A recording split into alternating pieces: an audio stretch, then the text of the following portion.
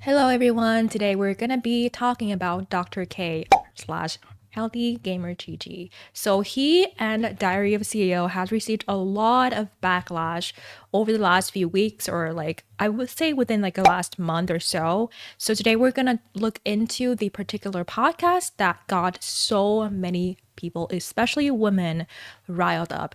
And if you don't know Dr. K, he's I think a lot of his clients are male that struggle with self-image and struggle with their upbringing and how they perceive gender roles and how they perceive the world and success and happiness and all that stuff. I would say I used to watch a lot of his content, but I don't anymore because I don't feel like it resonates with me anymore particularly. And I do have my own thoughts and criticisms about him, but please be nice to everyone. I don't think that anyone deserves to get so much hate. I do think that we need to like understand each other more, and for the world to be a better place, we do need to see from each other's perspective. So like that is my opinion so far. So this conversation that got a lot of people riled up basically revolves around incels, and how Dr. K basically said that incels should be understood and like how society should like tailor to them more and stuff. But like I do think a lot of these short clips that people share on TikTok and or on other social media platform, it is taken out of context. So as I said, today we're going to look into this particular podcast, we're going to listen to it, and we're going to talk about it, and we're going to keep this conversation and the discussion civil and sane, and we're not going to like personally attack anyone, because again, like my belief is that we should be more understanding towards each other. But it doesn't mean that I'm not going to share my personal biased opinion as a woman. And yeah, so let's get right into it. So there's a crisis that's going on in men, So this is the part that like got so much criticism. and people think that this is new, but I don't think it's new. It's always been there. So if you look at like, even 50, 60 years ago, 80% of suicides are still going to be men. So historically, What did he say? 80% of suicides can be men? Huh? 100%. So there's a crisis that's going on in men, and people think that this is new, but I don't think it's new. It's always been there. So if you look at like, even 50, 60 years ago, 80% of suicides are still going to be men. So historically, men have been killing themselves for like 100 years, and no I one's been paying attention. I've actually heard people say that this is what happens because men are more likely to be violent, like towards themselves, basically, like not towards others in this case. And yeah, men are like more likely to just like use a gun or like use a knife, and women are like more afraid of doing that. We're just noticing now because the problem seems to be getting worse. Like it doesn't mean that women are not depressed or doesn't deal with depression, is what I'm trying to say. So You don't think so? there's a couple of things that are really interesting to understand. So one is that if we look at what technology is doing to our brains, the first thing that it's doing is it is externalizing our attention. Do you think it's because like men are more likely to be depressed and not women? Or So if you look back, like let's say 1,000 years ago, as human beings, we spent a lot more time with ourselves. So let's say that you and I go out. you've got some reasons to be depressed. I wouldn't be surprised if the numbers for men were high. If we look at stats in Japan alone, I mean, Japan is like everyone's depressed. Japan should not be the bar of how we measure it, in my opinion. Men are also more likely to suffer in silence. I agree. I agree with that. Men are not taught to talk about their problems, and that's the issue. I agree. That I agree. It's complicated too much so to just say men get depressed easier than women. Yeah. Like I feel like yeah, we're equally depressed, and like I think we face just different kind of social pressure. Yes, like men face social pressure as well, and women also face social pressure. It's just in a different way. Like men are pressured to be like, I don't know, provider, a someone that's like super successful financially, someone that's mature, someone that like doesn't complain a lot, like a lot of things. And then women are also depressed in a different kind of way. Like we're pressured to like get pregnant before a certain age. We're like pressured to like do everything like in the household. It's complicated. Hunting. And then I have also heard this theory that on this podcast, Diary of CEO. I don't know who was the guest, but this lady was basically saying that men nowadays I think I talked about this on stream before, and you guys gonna disagree with me. Yeah, I talked about this on stream before, where it's like this lady said that men on modern society, like they lose masculinity because of like modern feminism, like modern girl bossing, and like women take on more roles and women are more dependent, and men need to share more household chores, and therefore they don't feel that masculine anymore and stuff. I call that BS. I call that BS. Okay? That mentality I call BS. Because people with this kind of ideology, they say that, oh, like men are supposed to hunt, men are supposed to protect, men are supposed to this and that.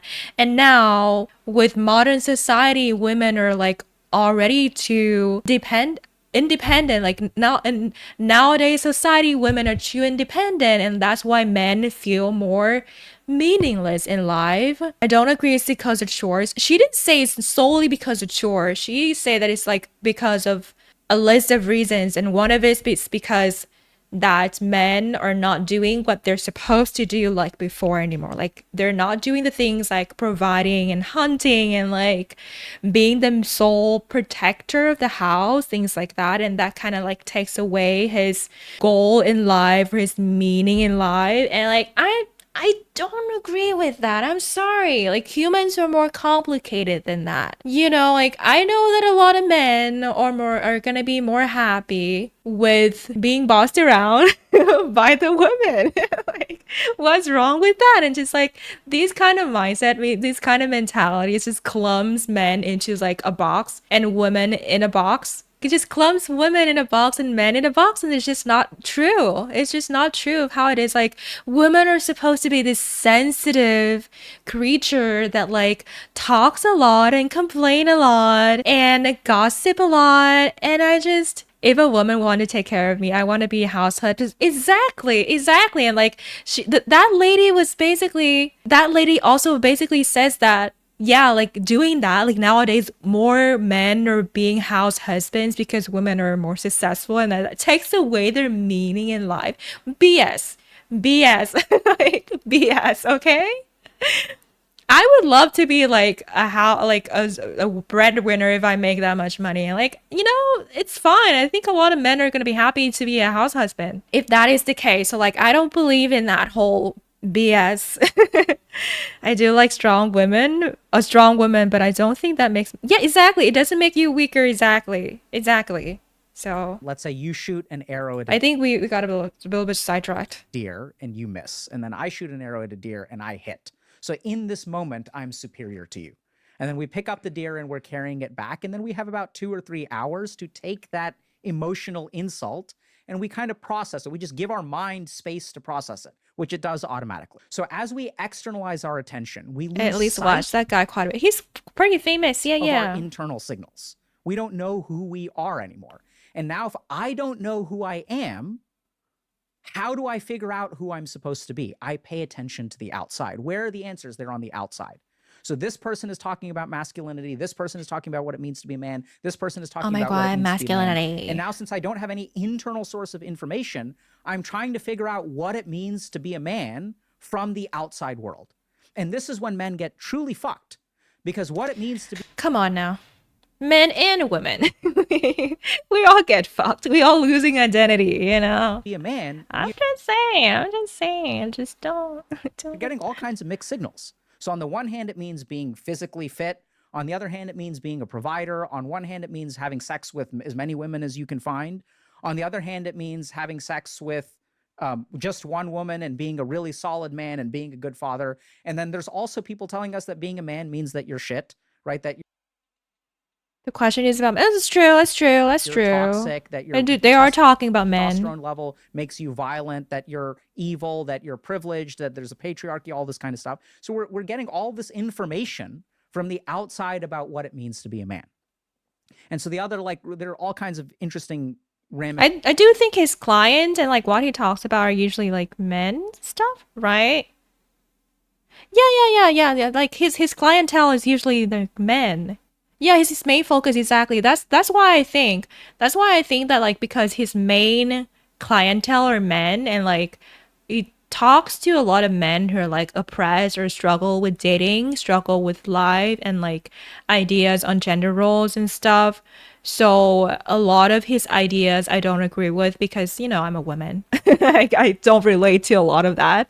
And I also feel like, I don't know, it's a lot of it is overcomplicated, like too overcomplicating that it has to be. And it's a little bit of like doom and gloom sometimes. Of this. So men in today's society are not allowed to complain. So if Men are not allowed to complain. I mean, like, again, it's yes. I mean, I kind of agree with that.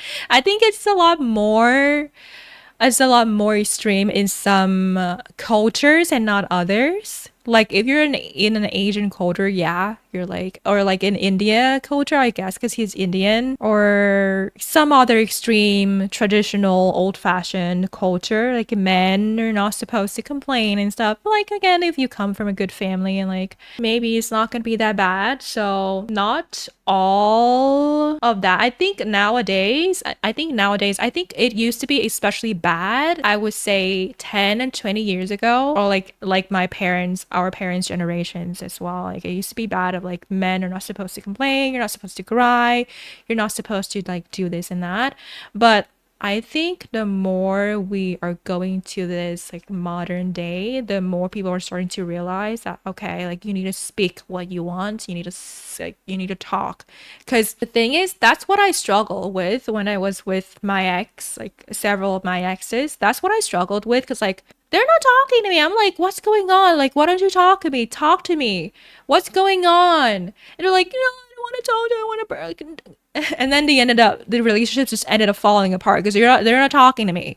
Like, Americans are not supposed to complain. Then what am I even here for? you complain and you're a successful person or a privileged person, everyone is going to think you're arrogant. Everyone is going to think, oh my God, who's this fucking guy? This guy doesn't know what my life is like. How does he have any right to complain? And even your mind will tell you this. You'll look at these people and you'll be like, yeah, I don't have a right to complain. But now we need to stop for a second Um, and think about what it does to your psychology when you as a human being are not allowed to articulate your suffering. I've worked with people who've grown up in abusive households where children will say to their parents, mommy, daddy, I'm gonna be alone forever, running away from. Exactly. I'm hurting. And the parent smacks him across the face. How dare you? You're so lucky. Oh my God, this part also got so much criticism. I'm gonna rewind. What it does to your psychology when you as a human being are not allowed to articulate your suffering. Also, like what he just said about like someone that's successful, you're not supposed to complain. And so I think he talks too much. He interviews a lot of public figures, people that are super popular, super famous, like Amaranth, Pokimane, I don't know, PewDiePie and things like that. And these people are very successful. And yeah, their life, like they struggle with mental health issues too. I think an average person is not like that. An average person, like being successful is like not on the radar. You're not on the radar. I've worked with people who've grown up in For a lot of people, it's like, oh, I'm not successful enough. abusive households where children will say to their parents, mommy, daddy, I'm hurting.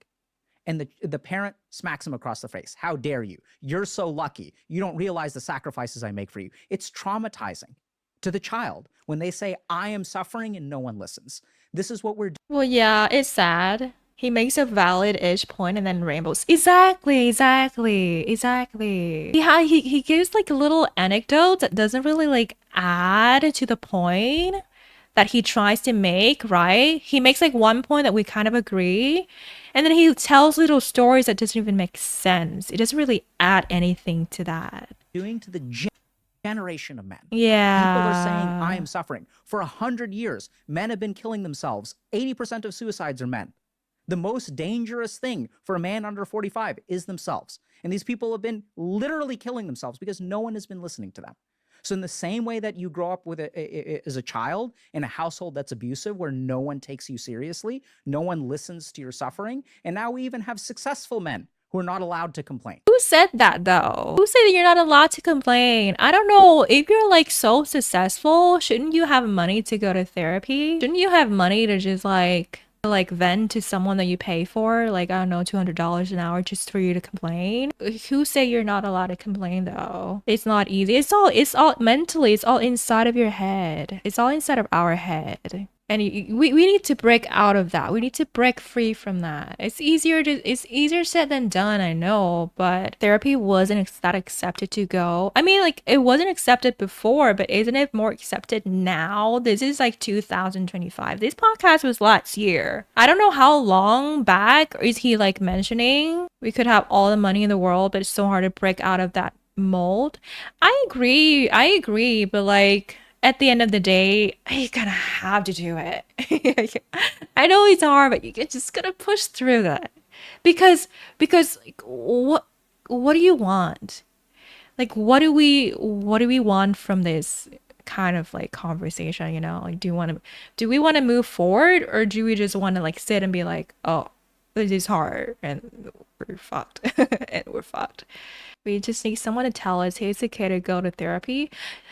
The thing is, that would be ideal. That would be ideal, but at the same time, you need to tell yourself that. You need to pat yourself in the back and say, it's okay to go to therapy. Yes, you need to surround yourself with friends that's going to support you and tell you it's okay to like talk about your problems. But then again, it's all you. You cannot expect external validation all the time, because external validation is someone that you cannot control. What if your friend's not going to say that to you when you need it the most, you know? Like what if your dad's not going to say that to you, or what if your brother is not going to say that to you when you need it? Because like I'm just saying, yes, it would be ideal if like my parents say, oh, it's okay if you want to slow down, we're going to support you. It's going to be awesome if they say that, but like in reality, we cannot count on that. I also, as a man, feel like I'm not allowed to go to therapy that involves talking about, yeah, you don't even do yoga. Like Sandra struggles with masculinity so much, he doesn't even do yoga. So the psychological impact is the same. Anytime you have a human being who is suffering in some way and they cannot find connection with another human being, they cannot find compassion with another human being, that person is going to feel isolated. And if you look at the statistics on suicide, it's very interesting. So the number one thing that correlates with male suicide is not depression, and this is super scary. There's one study I saw recently that suggests that 50% of men who kill themselves have no history or evidence of mental illness. And this, I believe the statistic in my clinical practice. Well, yeah, they don't have history with mental illness because they never went to the doctor for their mental illness. Because I know what depression looks like. I know what bipolar disorder looks like. And half the men that I've worked with, at least, are not actually mentally ill. See, mental illness means a pathology of the mind, which means that the mind is malfunctioning. Most of the suicidal men that I work with, Easy to make 900 alts. their mind isn't malfunctioning. They genuinely have a life that is no longer worth living. They're looking at things and objectively realizing that there's no way out of this situation. So they turn to suicide. So I know it's kind of like a very controversial statement, but I think that's what my clinical practice has shown, and there's some research to even back that up. So if we sort of look at what's going on with men, I do remember looking at this statistics, a study that said that there are more women that have like depression or mental health issues, but men are a lot more likely to commit suicide from having mental illness issues. Usually it's because like again, like women yap a lot. Women talk a lot about their issues, so like yeah, they're like unhappy and they're depressed and they're anxious, but like they talk about it, so it's usually a lot of the times when you talk about it, it's like it does make you feel that suicidal. and we're sort of, they have nowhere to turn to. And the number one thing that correlates with it is not mental illness, but is a sense of thwarted belongingness. So this is kind of like multivariate regression analysis. But basically what happens is what causes people to kill themselves is they try to connect with others and they get rejected. What? So it's specifically a very specific Really? research term called thwarted belongingness. What? So I try to belong to a group, and that group or multiple groups usually will thwart my attempts to join the tribe, to join the community. And this is what actually correlates a lot with suicidality. So what's going on with men right now is that we really don't allow them to suffer, because then you're not manly. And we're so externalized with our attention that we're not connecting with ourselves. I guess I'll order some stretchy pants. Yes, you should. You better. And so we're looking to other people to tell us what it means to be a man. But that may or may not work for you, right? That may have been what worked for them. So then we kind of get into this problem where we're disconnected from ourselves. And then, like, the world doesn't accept us. We're not allowed to suffer. And that's what creates the problem. What is the remedy to this?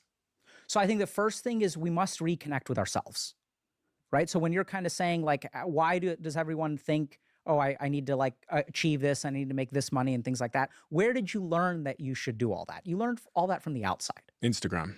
Instagram, right? Instagram. So we get Great. fed all Perfect way to learn how to be a good person. Instagram. of these ideas, because if you look at all these influencers, what are they doing? They're never crying.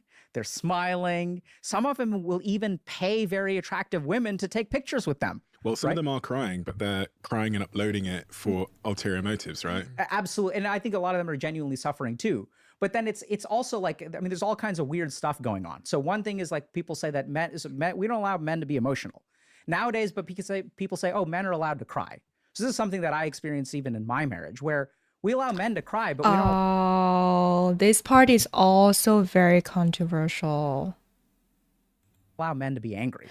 Yeah, he said we don't allow men to be angry. So But this why is part, Are men no longer allowed to be angry? Just think about it for a second. So anger is just a completely normal emotion, right? But yeah, if I'm in a situation where I'm in an this is argument with bad. This is bad.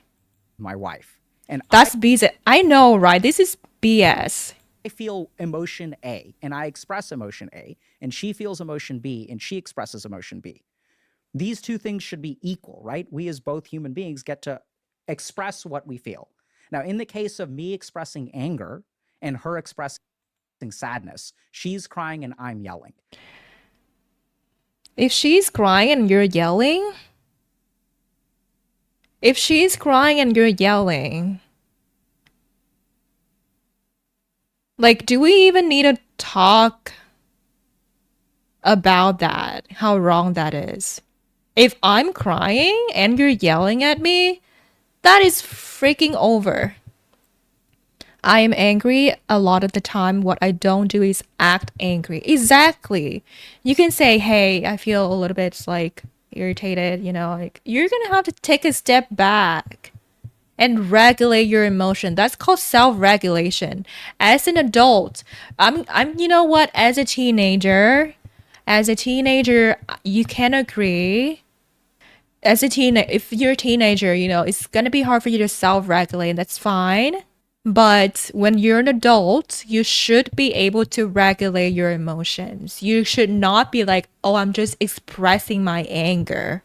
And a lot of people make this kind of counterpoints as well. It's like when you're sad, when you're crying, you're not crying at someone. But when you're yelling at someone. So how do you think that makes your partner feel?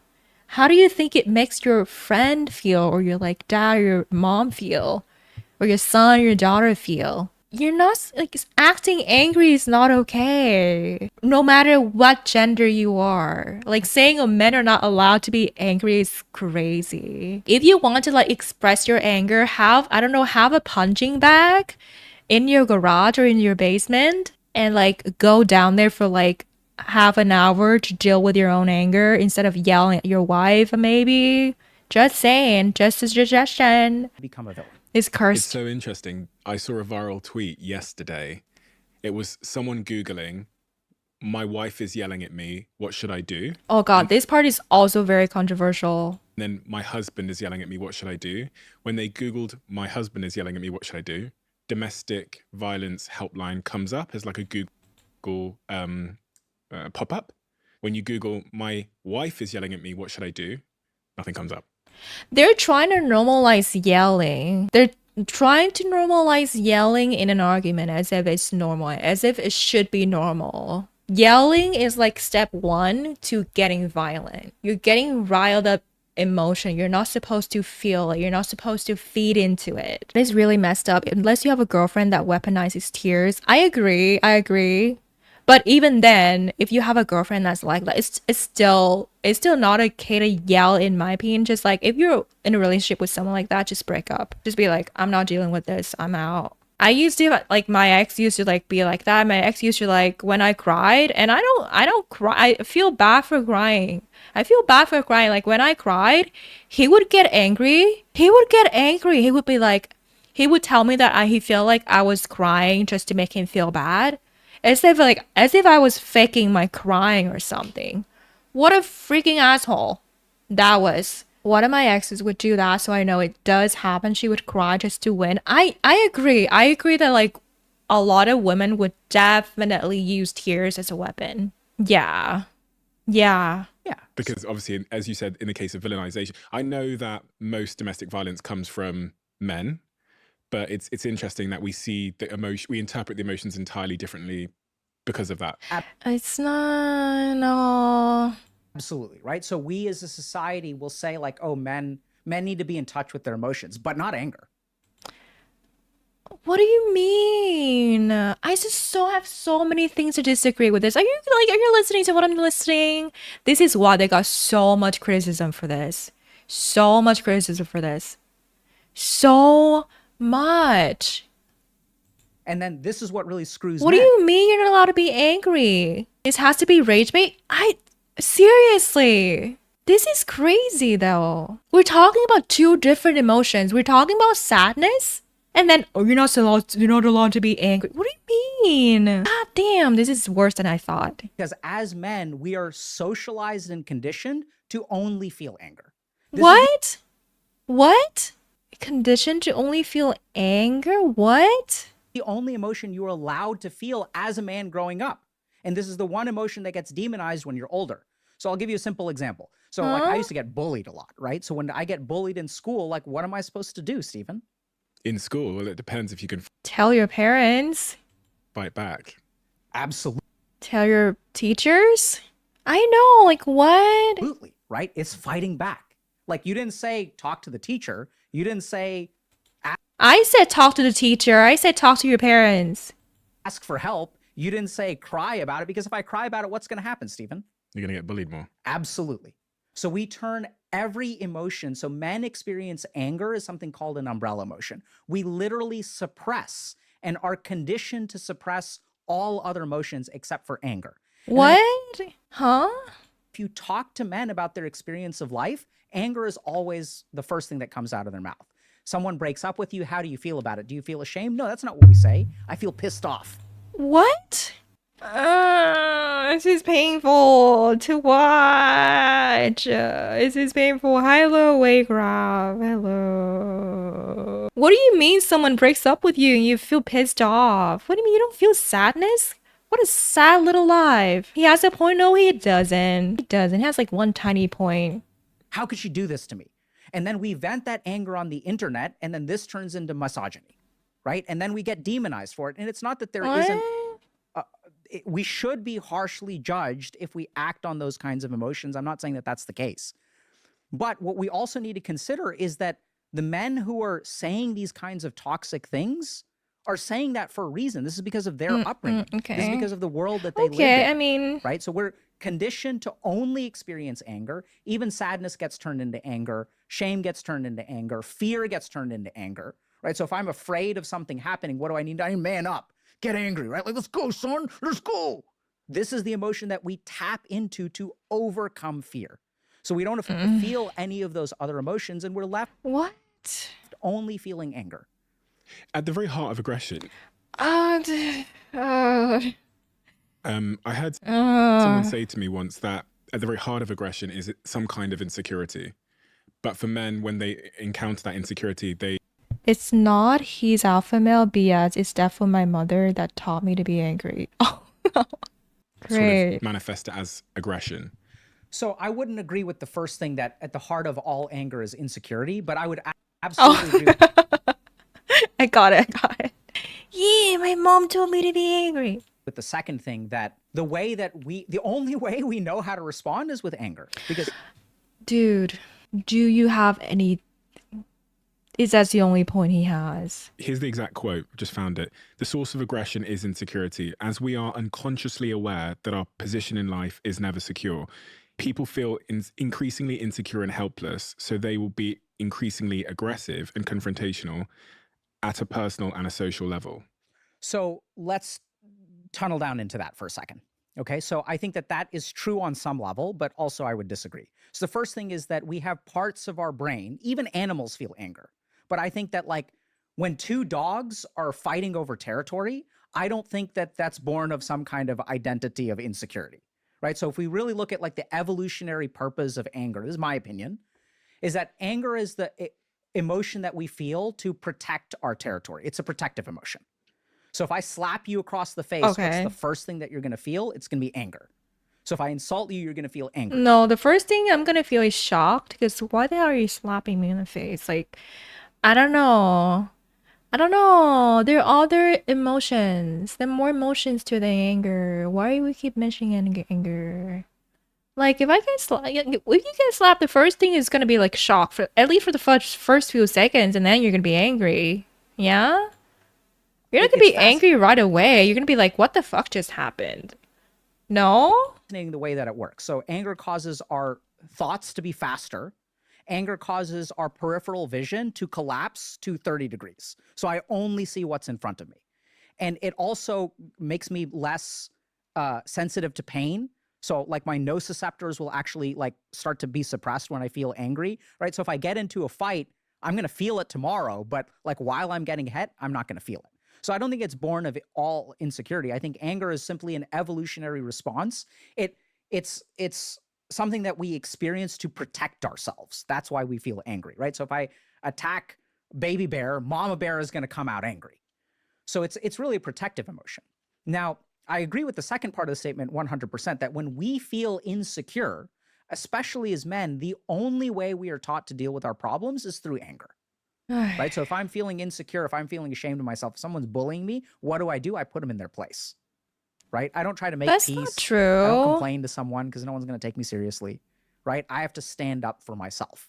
So we've got the first point there about how we remedy this. It's not true. It is only true. It's so not true. It's like, I'm not gonna say that like no parents are gonna tell you to like man up and like deal with the bullying. I'm gonna say no, some parents are gonna do that. Like, especially some abusive parents that don't care about you, that don't care shit about you. They're gonna say like, oh man, fuck off and just like deal with it on your own. But I don't think that like an average parent is gonna tell you to like man up and like beat the other kid. I don't think that's what an average parent is gonna do when they find out that their son or their daughter gets bullied at school. Challenge, which is about self-expression, more self-expression. This is crazy, like crazy biased. That's what I heard. Not self-expression, introspection. The interesting thing is that like, sure, you're supposed to like you're allowed to have your own opinion. You're allowed to have your own opinion and stuff, but like he's a psychologist. He's supposed, I don't know, you should have like a more sort of like zoomed out sort of view on things and not like this, because this is like very biased. This is like, I'm not saying that this is not true. This could be true in like in one time in history or in one specific culture in like a few specific type of household. Maybe 20 or 30 years ago they would. Like, I don't think he's that old. How old could he be? Like late 30s, I guess. So like 20, 30 years ago he was like young and like 6 to 8, like around 8 years old. But still, like his experience should not be the experience of an average person, because he grew up in India. He grows up in a very like old-fashioned, I would say patriarchal kind of society where men are supposed to like this and that. That may have happened to me. I may have been told to man up and don't let people walk over you. Oh God, you guys. I didn't take it as a penis my whole. Exactly. Like, yeah, I think like an average person, like especially it's a son, you probably experienced some kind of this before. Like if you grow up in a household with not a great dad, or like your dad didn't know better at the time either, because that's how he was taught, and that's how he taught you. But like, you don't grow up into thinking that's just how society is. Are you following? Yeah, no, I agree with that too, Grab. I don't know, like for me, I did not grow up having my parents like supporting me emotionally. I did not grow up with my parents saying, "Hey, just try whatever you like and like we're going to be here for you." And yeah, we're not going to pressure you into this. We're not going to pressure you into that. I didn't grow up with that. My parents did not like support me in a lot of ways. They supported me in some other ways. And then like the things when you grow up with that is that for me, I became this person that's like, if I ever have kids, I'm not gonna do that to them. I'm gonna be different. You know, so like I don't think that's how society is. I don't think that all parents are like that because I know that my friends' parents are different. My friends' parents are different. My friends' parents are very supportive, like to her in certain ways that my parents did not. But then they're like also not supportive in other ways. So, your experience is not the whole world experience. Introspection, getting to know ourselves. Right? So I'm in an unpopulated area as well, maybe 400 to 500 people. So you have to be kind of stand up for yourself as there's a lot of dark alleys. Yes, again, like, yeah, there's a lot of factors. That is true. It's not the same as just like being bullied in school, but it's also like outside of school, I guess, in that case. it's very simple. So if you look at your idea of what it means to be a man, what percentage of that idea comes outside of you? And what percentage of that idea comes from within you? About 90% comes from outside of me. And that's why 90% of people, we're 90% fucked, right? So, and if you look, and I'm sure you know this, and you've probably done this too, if you look at where is the goodness in your life, where does it come from, Stephen? It doesn't come from what other people have told you. They may have told you something, but then you looked within yourself and then you found that to be true. Yeah. The goodness in you, the motivation, the really good motivation in you, not chasing things, but the duty that you have, you know, everything that you really strive for, all that good stuff comes from inside you. And the problem is that we live in a world that pulls our attention away from ourselves. What do you think of Andrew Tateism then? Oh God, oh God, oh God. No, I'm afraid. I'm afraid to listen to this. No. Are we gonna get angry? Are we gonna get angry? Here it comes in. No. God, no. Shit, are we ready for this? Are we ready for this? God. Whew. Okay. General rule, I don't comment on people that I don't speak to. Okay. So- That dude is, he is not, I think he's in jail now. Tell me the features of what you're talking about. Okay, so the recent wave of internet masculine influencers who have like Bugattis and Bugattis? What's Bugatti? A car? lots of women and sports cars, and there's many of them. There's Cars. many of them, and they seem to be resonant for some kind of reason. That are kind of saying that the way to be a man is to have loads of money, lots of women, these kind of cars, physical strength, and there's just this huge sort of generation of young, typically men, that are now disciples of that religion. Yeah. So I think if Religion. you dislike that toxic masculinity, what we need to understand is it's the people who hate that toxic masculinity. I don't think he gives like a fair description of Andrew Tate. I don't know. He has to say a couple of examples of what Andrew Tate promotes. Like how he talks about women, for example. You know. That are driving these people towards it. So I know this is kind of crazy. So what's Hello. Yes, we're talking. We're criticizing Dr. K. happened is this has grown, right? And as it's grown, what have we done? We've demonized these people. We've said these people are bad. And as we demonize them, what's happened? They've grown stronger. So this What did he say? He said a lot of things. is something that's very important to understand. If you are a man and you say, I am suffering today, what is the response that you're going to get? He's kind of circling back to his point earlier. Shut up. Absolutely. Wait, let me rewind. Let me rewind. Very important to understand. If you are a man and you say, I am suffering today, what is the response that you're going to get? Shut up. Absolutely. Not in those exact words, but that's whatever the words are, that's what they mean. Now, I want us to be very, very careful, right? So if you are listening to Stephen say people tell you to shut up, and your first thought as a listener is, no, that's not true, that's the problem. So if people agree with you, they understand what you're saying. But if they disagree with you, that's the problem. We literally What? have a man who is telling What? us right now that your experiences when I say I'm suffering, people tell you to shut up. And then people are going to be judging you for saying that. And they're going to be saying, no, that's not true. They're going to be saying, shut up. Absolutely. Right? So this is exactly the problem. So men are struggling right now. What? And the rest of the world says, no, you're not. Wait, what? My brain hurts. What is he talking about? So is he just trying to say that you should just agree with whatever the person claims? I think it's gonna be good.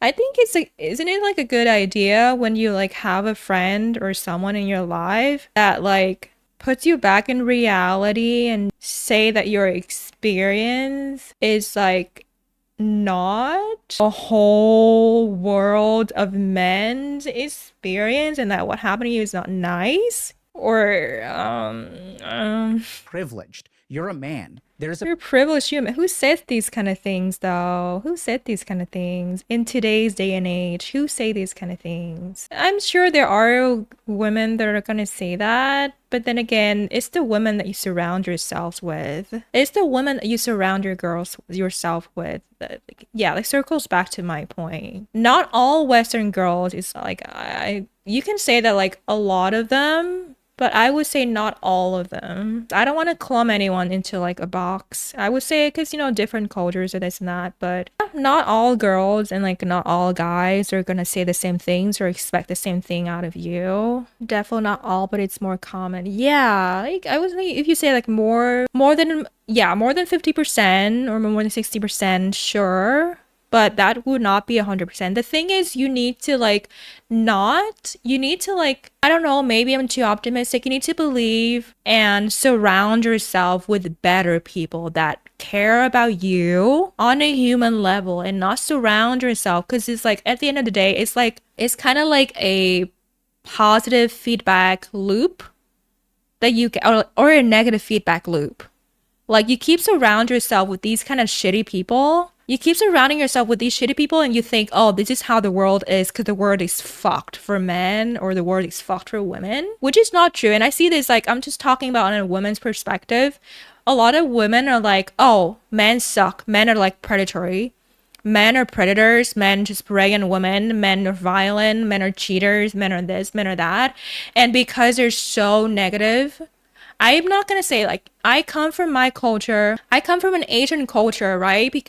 Where a lot of men are very old fashioned. They're like expect a lot from the woman. They expect this, they expect that. They expect the woman to do everything.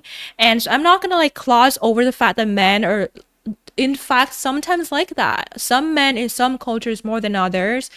But you cannot believe that that is all men, because the more you like think that that is all men, you're gonna only surround yourself with these kind of men, and then the feedback loop kind of continues and it's never gonna stop.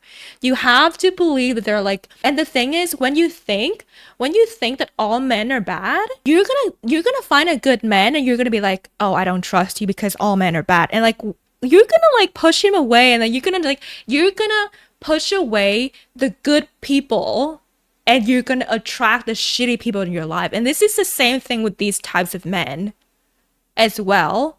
Like, these types of men think that like women or this, or like our society think about them this way. Society judges them for being vulnerable and this and that, and they keep thinking that, and they don't believe that there's a difference. They don't believe that there are people that care about them. There are people that respect them and their struggles. You know, there are going to be people like that, and you have to believe that you got to keep vetting and discarding the shitty people out of your life. People, I know it's hard. It's every day is hard. Making friends is hard. Finding a partner is hard. Finding a family is hard. Everything is hard. But there are goodness in the world, people.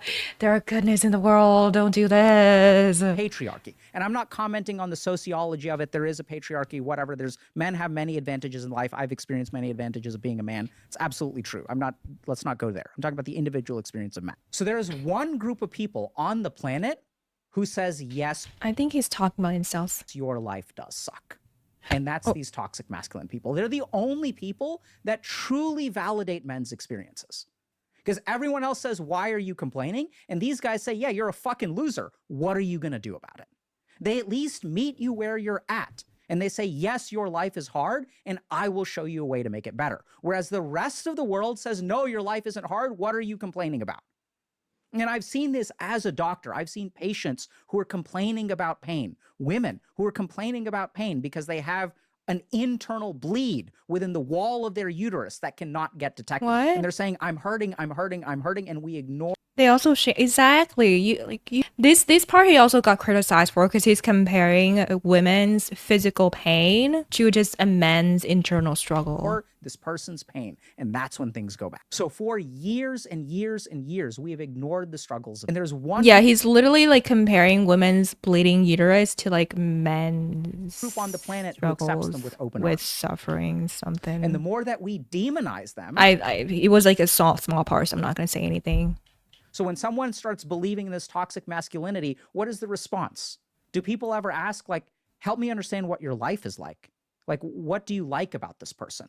Because everyone's going to them for a reason, but we never bother to ask, why are you listening to this person? What does this mean to you? We see these posts all the time in our community. My boyfriend is getting into this stuff. My son is getting this stuff. How do I stop it? Hold on a second. Don't try to stop it. Understand it first. Because everyone's trying to stop it and no one is bothering to listen to what the experience of these men are. And that's why it's getting worse and worse and worse as we try to stop it. So if I'm the mother of a son who is watching a lot of these sort of toxic male influences online, what would be a better approach versus just banning the computer and telling them that that's toxic and not to look at it? If you have a child, spend time with your child. Oh, just a suggestion. Spend time with your child. Make up like fun activities that are fun for them to do, depending on what age range they are.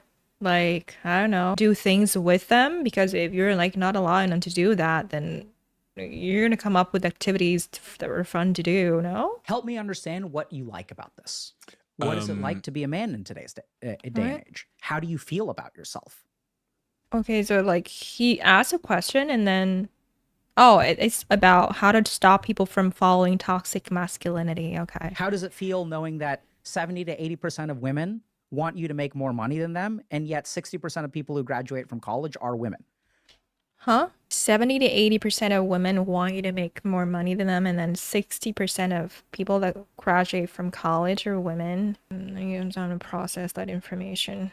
I mean, like, I understand that it's like such a pressure for men. I'm not gonna disagree that it's like such a pressure for men to be like expected to make more money than women. But then again, if you like really think about life and like, I don't know, family and stuff, women are usually more likely to stay at home or like having to like take more time off of work because of her pregnancy. If you're planning to have a kid, there is. If you're not planning to have a kid, that's different. So yeah, I understand the pressure from both. I understand the struggle from both genders. On one hand, women want security, like we want stability. On the other hand, it's like we all struggle financially, economically. So it's hard. It's hard. So men are living in a world today where there are impossible expectations to meet. Impossible expectations. And so, like, what is it like to be someone who fundamentally has no chance at success? What? What do you mean no chance to success? Right? These are the kinds of things that you need to say to these people. You need to give them an alternate place to go where they can be heard and helped, supported, and understood. See, anytime we make a judgment, our mind already has a conclusion. There's nothing left to learn anytime we're judgmental. So what do we do to all these people who are toxic men? We even create the word toxic. We literally label them as bad in some way. And I'm not saying that yeah, what else should we call them? What? Behavior isn't toxic. But what I'm trying to point out is that even in our language, there is so much harsh judgment. So I once had a patient. We both just did it, didn't we? Absolutely. So I once we should not call Andrew Tate toxic. We should not call Andrew Tate a toxic masculinity anymore. We should treat him with love and kindness. patient who is smearing feces What? all over the school. So adolescent kid, right? And when you have a kid who's literally taking a shit and wiping it on the walls and stuff, what happens? The kid gets punished. Yeah, of Kid gets course. punished again and again and again. The one really sad thing is no one ever asks, why are you doing this? Usually they do it for attention. I would say so. It's sad. What's going on inside you? Because healthy kids don't do this. It's only kids who've been traumatized in some way. And as I've worked with incels, as I've worked with people who are toxically masculine, it always starts with trauma. And when I say always, this is a clinical experience, but I'm talking about 100%. So 100% of people start on this path by getting hurt in some way, by getting taken advantage of in some way, by sacrificing something and not getting something in return. And they have their share of responsibility too. I'm not saying that they're hapless victims, but I think that people who are raised with love and compassion and do have connections don't go down this road. But then not everyone who isn't raised with love and compassion go down that road though. I would say that it's which ones of us are raised with love and compassion? Come on. Who are the lucky people here that were raised with love and compassion? But then like nobody, like not everyone's gonna go down that road. Come on now. You're so passionate. Who here were raised with total love and compassion and understanding from their parents? No one? No one? About this, aren't you? Because I feel like your eyes have seen in your... Who just went down that path of being an incel or a femcel? Apparently not me. I'm looking, I'm waiting. I'm still waiting. practice some pretty heartbreaking things. Yeah, I mean, I think it's like, see, unless we are willing to be what these people need, they're going to continue going down the toxic masculinity route. Someone needs to start offering these people safe haven. No matter what they say, or not no matter, I think there should be consequences for actions. But so this is as someone who's worked in a jail, right? Okay, like to just like give him like a fair understanding point, I do understand his point of view. I do understand that like in order to fix an issue, you have to understand the issue, and like in order to like guide these people into a better path or a better direction, you need to understand why they're in that way, why they're the way they are, which I understand. I understand. I will give him that. I will give him that. Like you need to like sometimes, not all the time, because sometimes you need to just put people in their own place and just tell them get the fuck out of that and just tell them just tell them that they need to like go touch some fucking grass. But again, like a lot of the times you do need to leave the world with some little bit of kindness, a little bit of empathy. I get it. But there needs to be a limit. There needs to be a limit. So, and this is what's kind of interesting if you really think about it. People will judge me for talking to or even trying to support people who are toxically masculine. And they're like, oh my God, you're such an asshole. You're giving these people a platform. How could right. I mean, like, we should not boycott people, make the world I a worse guess. place? And then I tell them I worked in a jail for 3 months, and they're like, look at you. You're so compassionate. You're working with these people who are like criminals. And like, oh my God, I don't realize that anyone you see on social media is 10 times better than the people that I worked with in jail. These are people who are actual pedophiles, actual rapists, right? Not just talking about it. Maybe the people on social media are too. I don't know. And so it's really interesting the way that our mind automatically judges things. And so if we really want to fix this problem, and I think we need to fix this problem, it's just my take. I mean, I'm not I'm a big fan of like compassion and trying to support other human beings. I'm not saying that that's always the right answer. I think sometimes you may need things like war or violence or whatever. I mean, there may be causes for it. But generally speaking, I think that like demonizing these people isn't working. Is there anything else that we haven't covered in the remedies to this sort of male crisis? We've talked about getting more in touch with yourselves. Maybe he would not, you mean? He would not get much hate? Is there anything else? Do we need more positive role models, or is it really not about the external at all? No, I mean, so he wouldn't get much hate. I think it would be the same as I said. His whole clientele are mostly men and the struggles of men, which is not wrong. Figuring out the root of the issue part. That's the thing. That's the thing. He didn't say that. He didn't say that. That's the thing that I interpretate. He did not say that. I mean, he did say that, like, a compassion and stuff like that. But yeah, a lot of his ideologies are crazy. The thing when he said with anger, he like double down, triple down, quadruple down, that men are taught to like lead with anger and that men are not allowed to be angry is crazy work. So I think a lot of his ideologies are just messed up. And like I can say that, you know, he's Indian and he grew up in like, I would say seems like a not, like seems like a very patriarchal culture slash society slash household and a lot of things that he was expected of. So I'm not going to say that like, again, growing up in that specific culture is fine, but then thinking that's how the whole world is not right. Like he has this specific types of clients that he works with, i.e. like toxic masculine men or like incels. He works with these type of group too much and he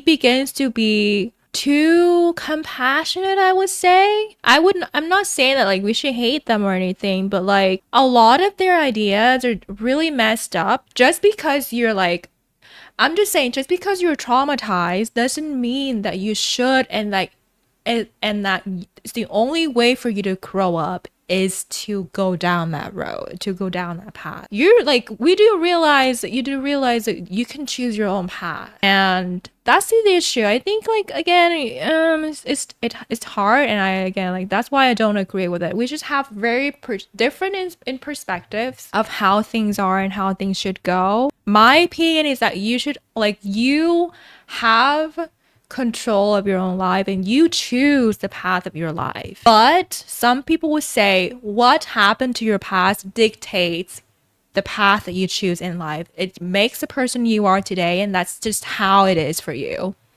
And that's just you. Some people just basically think that like if you didn't grow up in a compassionate, loving household and your parents abuse you or something like that, then your life is basically fucked because you never learned how to love. You do not grow up with like a healthy love language. We're not taught about love languages and stuff like that. So like that's why you become who you are today. And that's not true. That is like, you cannot use that as an excuse. We all have traumas, and how you choose to grow from that trauma is the point of life.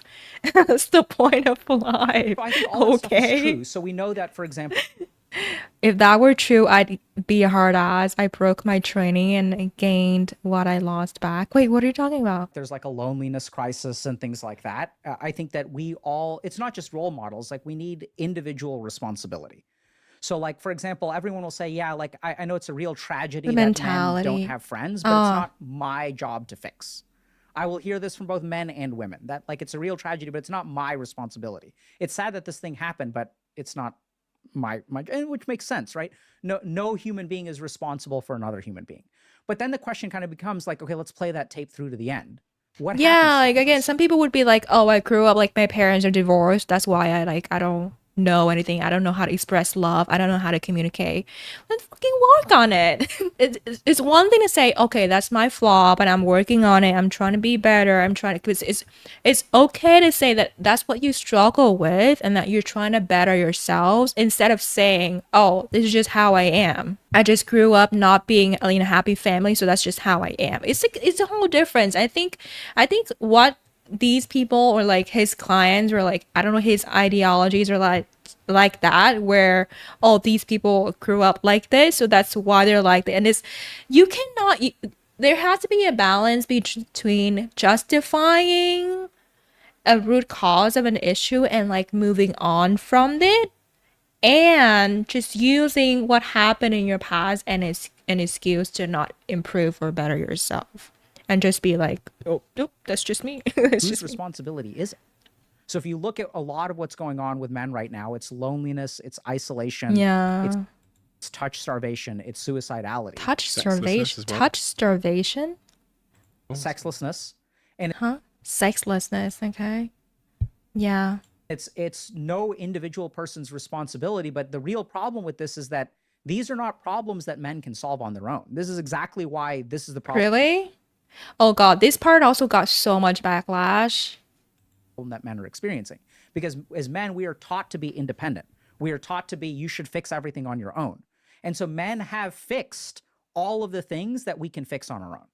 The only thing that's left is the things that we must rely on other people for. What? Right? So no one's complaining about, I mean, a lot of men are obese, but there's not like an obesity, there is a crisis, but that's Why are they adults? I know, right? not what's bothering people. That's not where we're losing the war. We're not losing the war on baldness, right? So there are lots of things as a man that you can fix in your own life. It's just the real challenge is that no one is willing to take responsibility for any level of connection with men. And so that's not something that is going to get fixed because you need another human being to hug you. Like you can't hug yourself. It just doesn't work. So and my area of focus tends to be on introspection because I think that's like really, really powerful, but there's all kinds of other stuff that's important. Mentorship, role models, all that kind of stuff. But I think ultimately through introspection, you can attain complete peace, no matter who you are, what your path is, circumstances. I think it's kind of like the silver bullet, which is what the Buddha discovered. So are you saying there that as a society, we should take on more of the responsibility for some of these big Oh fundamental God, this part. issues that men and people in crisis can't solve for themselves? Subtly, no. Not a society. Okay, 'Cause okay. As a society, who's part? No, I mean you. I mean, you're in. Okay, I think people do take it out of context. Listeners as individuals need to take responsibility, and it's not that you have to take responsibility. It's not fair to you to be responsible for someone else. But unless everyone who is listening to this podcast goes out and literally hugs a man, no one else is going to do it. Because if you don't What? do it, who's going to do it? You can't rely on society. We've been relying on society to fix the problem. It's not working. Society can't do shit. So you're saying me? Me? Forget Yes. society. Don't wait for government to I mean, we are have some kind of society. intervention. How's it working out? Not great. I mean, the direction of travel as it relates to these sort of key issues like loneliness are only getting worse and worse. Suicidality seems to be getting worse and worse. Mhm. Now you've got this Why this fixation with hugs and touching? I have no idea. I think he kind of like derails a lot. What is his point? young generation of women as well that are He said that like we need to help when we need to, but he didn't say how. He was like with hugging? What? exploding in their suicidality. Yes. Young women, I think it's the fastest growing I get his point generally. Yeah. group at the moment, if my stats are correct there. Yeah, so we have one really interesting thing is that men and women are becoming more equal in many ways, but in unfortunate ways. So female suicidality is getting worse. We're also seeing like male body dysmorphia. It's the on rise. touch starved And I suspect debate for lonely men. Oh, the physical touch starvation. it's way Okay. worse than we realize. Does he want to be? Do these men want to be hugged by another man though? Go out and try talking to women. That's the thing too. He went and like I'm not sure if it's this exact podcast or it's another podcast, but I think maybe it's gonna be like the next part. But I think that what we're starting to see is They want the sexual attention. He went on another part. He said that I think he said 2 in 3, basically a very high percentage of men getting reported to the authority because of talking or approaching women. And that is such BS. So he just like saying that's why men are not approaching because we're getting reported to the authority. But the actual research shows that women report them to a figure of authority, meaning like HR or a parent or a brother, not the police, not the authority. If you're drunk or exactly. So under this actual study, it did say that these people are reported because they were weird. They were inappropriate. So yeah. So he absolutely takes something out of context and make it in a way that is like justify or like maybe fear mongers more men and justify them being afraid to not talk to women. Yeah, sure. Like, if you're gonna say that, like, if you approach a woman, she's gonna laugh at you, she's gonna reject you. I can agree. I can agree. You know, it can be hard for the men. I don't have to worry about that because I'm a woman. I can agree. But if you say that, oh, like, men are gonna be more likely to be reported to the authorities, it's just bonkers. It's just out of touch. I never go in touch with women like we're friends since forever. Yeah, exactly. It's not a way to start a conversation. Exactly. discrepancy in gender-related health issues. So the things that used But anyways, yeah, I think we get an idea of him. And yeah, I think it's good to have like someone healthy criticism from time to time. And yeah, I do stand by my point. And I know that he has a lot of fans and stuff, but I haven't watched his stuff in a long time because of like the reason I said. I know this guy's very famous, but yeah, when I realized that a lot of his stuff are just like very biased. Yes, same in the past, same. But not my type of content. Yeah, yeah. That's why like he doesn't resonate with me either. He doesn't, I guess he doesn't resonate with us. He resonate with a lot of people that are like, I would say men that are more pressed, men that struggle. What is smelling like? Is something is burning. Hold on. Let me go check. Somebody's burning something. Hold on.